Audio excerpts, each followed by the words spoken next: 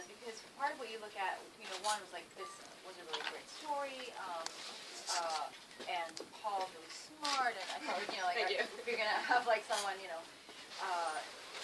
always better to people who are smarter than you, and that's what Paul is. And but for sure, you also look at like, when it shoots in New York, and all the people involved in it are like lovely, civilized people who aren't like, sweating off food and whipping phones at each other. Like, yes, you definitely want it to be a place where you can bring your kids to the set and feel like it's a nice place for them, for sure. And so, sorry. On my part, I'm definitely not smarter than Tina, but that is part of her leadership style, is to make you think that, and to put you in a position to do your best work.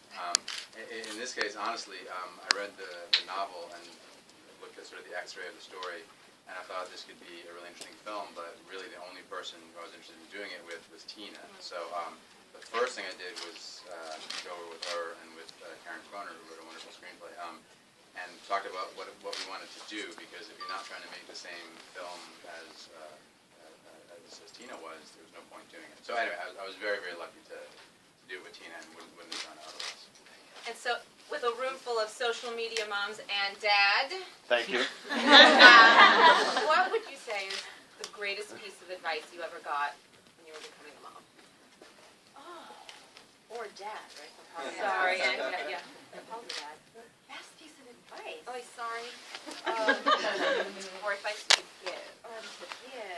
The advice I always try to give, you want to do it, is like, for moms, is like, whatever you do, breastfeeding-wise, great. Great, whatever. Awesome. That's the advice I give. The best advice I got, my mom tried to said, you should try to get twilight sleep during your delivery. They don't do that anymore. Suggested that I was fully unconscious. They just pull it out. Yes, that's how I was delivered. Well, thank God. Yes. Well, I will say the worst piece of advice I ever got, it wasn't actually advice, but there is somebody in my extended family who, in order to wean a baby, decided to put a piece of fur over their breast. This is a much older generation. And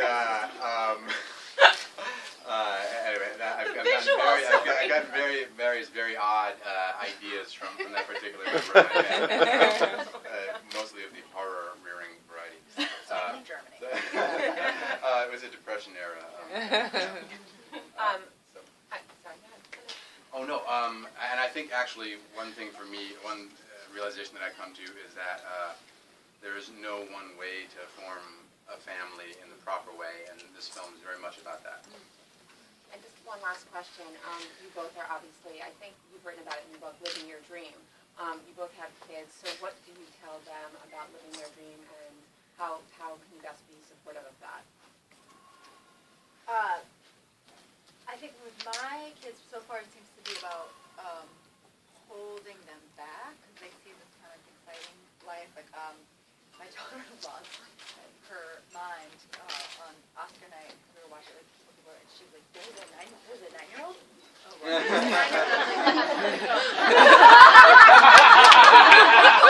I tried to channel her.